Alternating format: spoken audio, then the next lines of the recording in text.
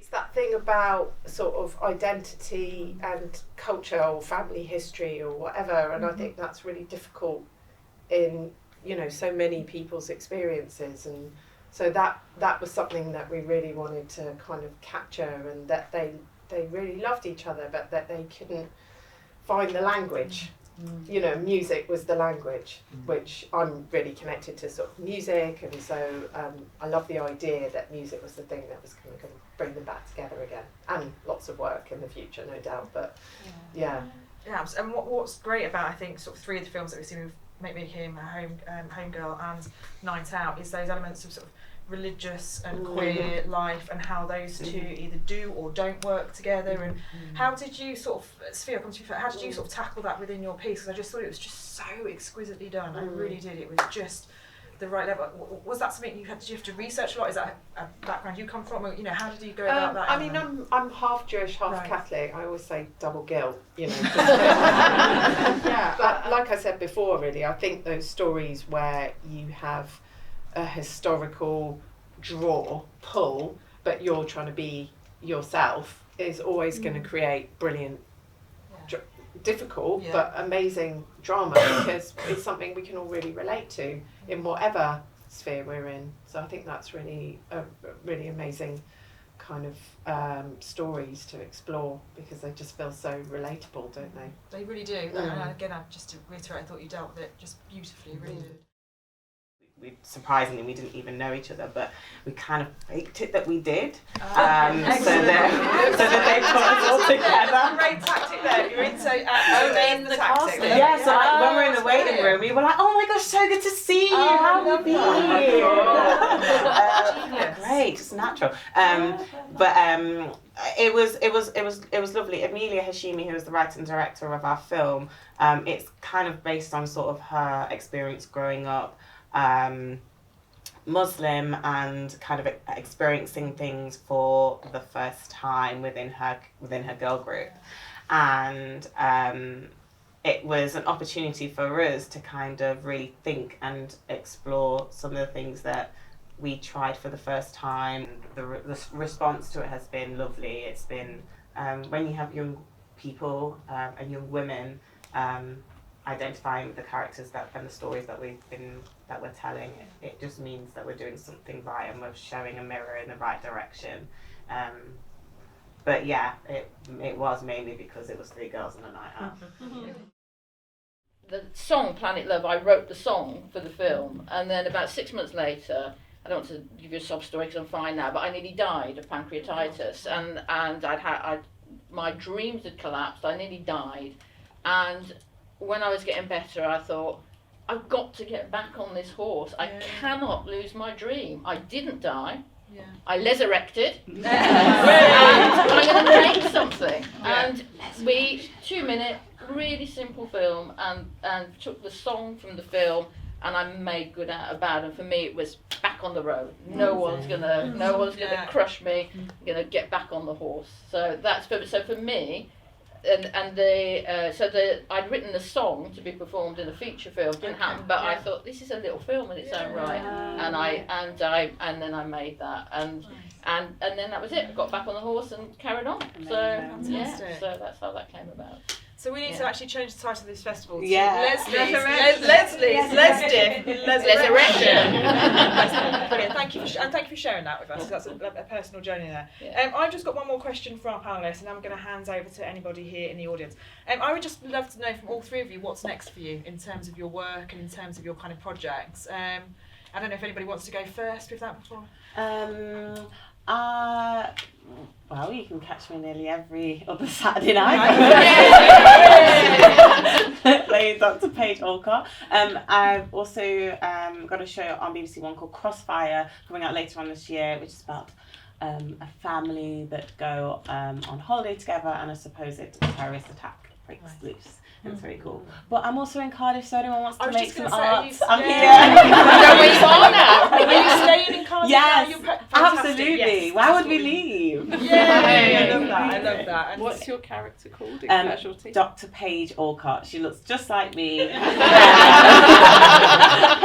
she's kind of an okay doctor. She's getting there. Because there was a bit that where there was a question of whether they were going to kill off your character, wasn't there, at one point? Yeah, I don't know where that came from. Is that true or not? Because when I was stalking you online, I was reading all these kind of conspiracy theories. I thought, who knew about all these conspiracy theories in Casualty? But I was like, to be fair, it's like one of my biggest fears of finding out that I'm getting sacked before I actually get sacked. So it might. No, it was early on in the year, wasn't it? Early on in the year, there was these rumours that your character was going to be killed off. Is that right? Yeah, I don't think so. Right. Oh, bless you. You heard it here first. The character's not being killed. No, I'm not. Fantastic. Yeah. I do think so. It's amazing, isn't it, when you sort of dive into these sort of long continuing dramas or soaps and things, that actually the amount of stories that come about. And I saw the character, I thought, you've only been in it a short while. I know. How long has he been in it? I've been in it for like half a year, and then I went off sick. I personally went off sick, so we had to like do something with the character. I think I didn't die. No, I was going to say you didn't. No. I was going to say resurrection. What's the straight? Oh, don't. We don't need one. We don't need one. Can't get there with that. I can't get there with that. Yes. There's something there. Yeah. Fantastic. Well, we're delighted you're sending cards in. Yeah, We're delighted thank you, and see thanks for Casualty. having me. You know, look forward to seeing some more of your work down the line. Sophia, what's next for you? Well, I think I was mentioning before, staying on the sort of performance line, we're developing and working with a company called Dare Pictures, and we are developing possibly a feature or possibly a 3-parter on the burlesque dancers of the 50s, 40s and 50s. Yeah, so there's a lot of... so the art director of this film, Neil Kendall, he's been interviewing them for 20 years. So, and some of them are still alive and still performing in their 80s and 90s. Wow. Yes. So you said that line to us earlier, just that pitch, that one, like it's the shortest line pitch, and everyone went, oh yeah, great. It's like, that's brilliant. What a great, that's They are amazing women. I can't wait to see that. Yeah. Fantastic. Thank you. Rachel, what's next for you? Not sure. Other than a lie down after. We have a lie down, yes, that'd be quite good. I've been working on some audio stories. In lockdown, I wrote a book of very long monologues, and I've been turning them into podcasts. So I've just recorded the very last one of those with Welsh actress Ruth Maddock. So we're now going to put the sound effects and music. So I'll finish that project. Probably they'll all be released gradually over the summer and autumn. And then I'd really like to make a film. I think we're going to have a go at filming one of the monologues as well, but I don't know how that's going to turn out. But Vicky and I are going to give it a bash, aren't we, Vic? Yeah. There's the spirit. Vicky and I, But yes. I really want to make a short film, but it's always the same thing. I mean, you know, it's about money. Yeah. I mean, I said it earlier, time and again, my film that's done really well, shown 4 times on the BBC, but still no one will give me any money. So if anyone's rich in the audience and you want a best friend for life, here you are. So yeah, I'd love to make something, but God knows when I'll make a proper film again, because I ain't got no cash. Well, hopefully soon, because we'll look forward to seeing your next piece. Yeah. Thank you to all 3 of you. We're not letting you go yet, because I'm sure there are some questions from the audience. Anybody got any questions for our panel up here? Yes. It's kind of to all of you in all different ways that you work, but what advice would you give to young filmmakers who are trying to start out or thinking of making films? They feel like they've got a story to tell. What would you advise them? I'm sorry, I'm putting everybody in the spot here. It's right, a great question, though. Great question. You're looking at me. I would say, and it's something that I've had to like tell myself very recently, is just do it. Like, your story is valid. It needs to be told. It's an experience that you have no idea will like impact other people, and you don't need a lot. Like, you can do so much on your phone now, and I think the thing is probably not to think about how it's going to sort of what it will then become. I think there's, especially with like younger people than myself who are very good at like the TikToks and the Snapchats and the YouTube things, like it's so demanding to like keep fresh and current and like on trend, but your story is like the trend because it's you and you are valid and you have a space here. So I would say just get it on a tape, start somewhere, and also like plug yourself as much as possible, because I always look at other people that do and I'm like, gosh, the confidence. I need some of that. Like, absolutely. I'm always inspired by people that just like take leaps. So that's like also to myself. But yeah, that's what I would say. That's great advice. Can I just say, like, as somebody who's older, like, I look at you and think you're super cool. When you turn and go TikTok, Snapchat, and doubting it, I'm like, yes, it's not just me. You feel like loads better. I'm like, you know. But that's great advice. Thank you. Sophia, do you have any sort of advice for our younger filmmakers? I think probably, hopefully complementing that, but like collaborators is just so, like filmmaking is so collaborative, and as much as the TikTok and Snapchat world is totally passing me by, my kids do it, I'm just like, oh, I don't know what you're doing. But you still need collaborators, and I think to find, you know, people that get what you want to do, and maybe you can help them get what they want to do, and I just think it's just worth its weight in gold, and also just being able to talk with someone who kind of understands you, and also because all the pieces of the puzzle with filmmaking, like we were talking about Neil, like meeting him was like, that was the key piece of my puzzle for this film, and you know, so yeah, for me it's about just meeting the right people to make that story, and then maybe there's other people for another story. Fantastic, excellent advice again. Rachel, follow that. Go to USW. Go to Study the film course. Yes, Be taught by me and Leslie. Brilliant. No, but what I would say, all of the above. But I think for me, it's about, you have to make stories that tell people your truth. So again, it's essentially what you're saying.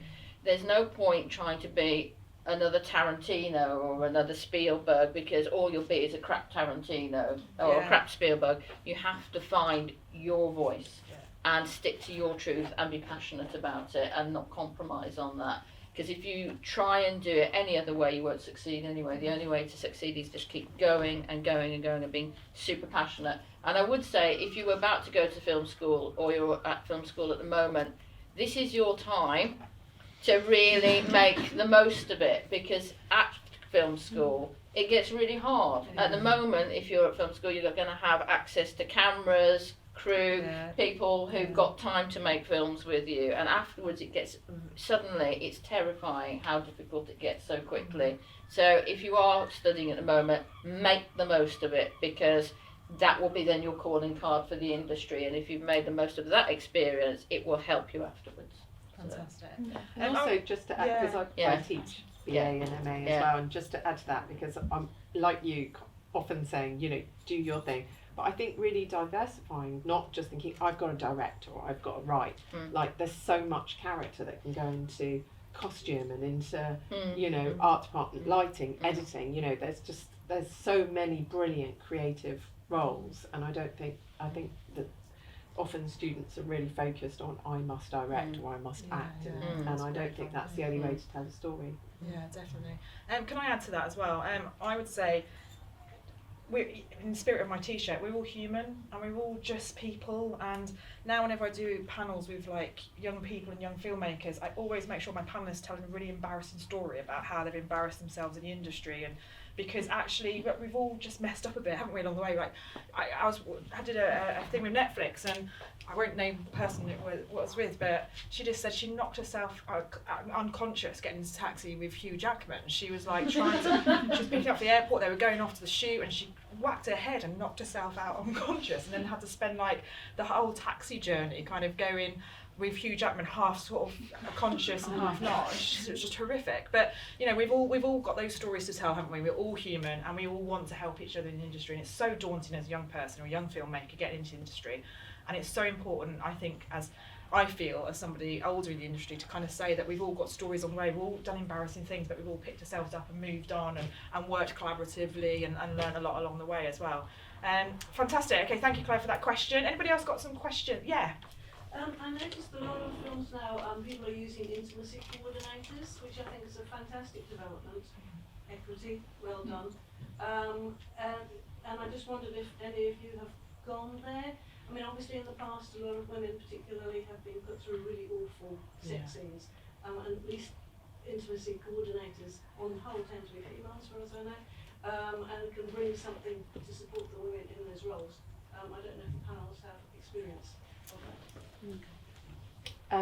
So in Make Me a King, I was really lucky because my friend, who is the movement director who created the movement at the end, she is also an intimacy director. So I mean, there was only tiny moments in ours, but yeah, like you, I totally agree. It's been such a brilliant revelation, hasn't it?